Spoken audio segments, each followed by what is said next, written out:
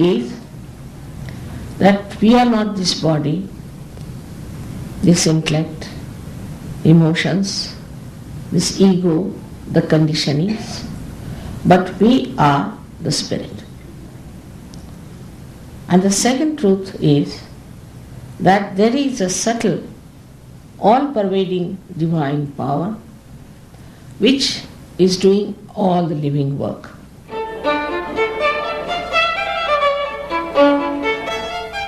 In 1970, Shri Mataji Nirmala Devi founded SahajaYoga, a dynamic technique for meditation that takes us beyond our own limitations.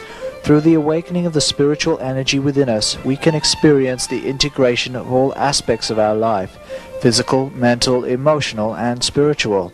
Thousands of people from more than 40 countries have experienced this enlightenment.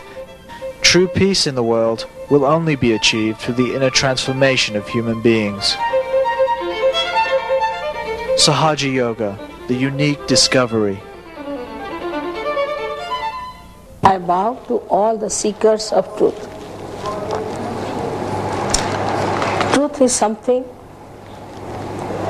which cannot be changed, it cannot be challenged, it cannot be imagined. One has to feel the truth on your central nervous system. What is the truth? The truth is that you are not this body, you are not this mind, you are not this intelligence, you are not these conditionings or your ego, but you are pure spirit. This is one truth. And the second one is that this whole universe is covered with a very subtle energy which is called as the all-pervading power of God's love, or in Sanskrit language it is called as Parama Chaitanya. So these are the two things which we have to seek, and this is what, once we know what it is, then the truth, you can feel it on your central nervous system.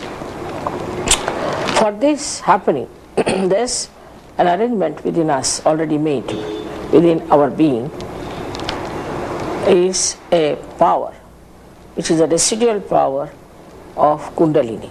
It's called as Kundalini because it is coiled in 3.5 coils.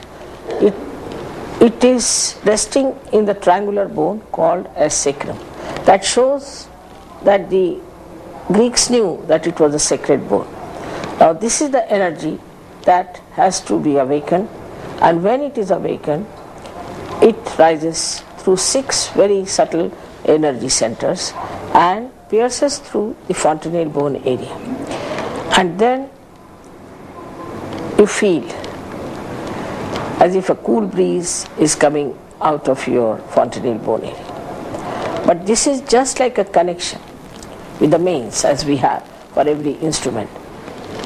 With this happening, you become a self-realized person, in the sense that you develop a new dimension in your awareness, in your central nervous system, on which you can feel the centers or these chakras of your own being and that of others. So you get the self-knowledge, also you get the knowledge about others, what are their problems. Thus you become collectively conscious. As Jung has said, that next stage of human awareness is going to be collectively conscious. So you become collectively conscious. It's a question of becoming. It is not just a certificate, it is not exercise. Sahaja, Saha means with, and Ja is born with you. Also Sahaj means spontaneous.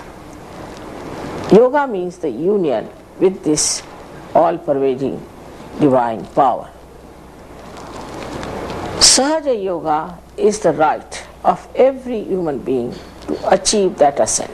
In the evolutionary process, we have come to the stage where we are human beings.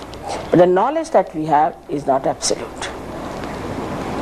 To get to the absolute knowledge, we have to rise higher into new realm beyond thought.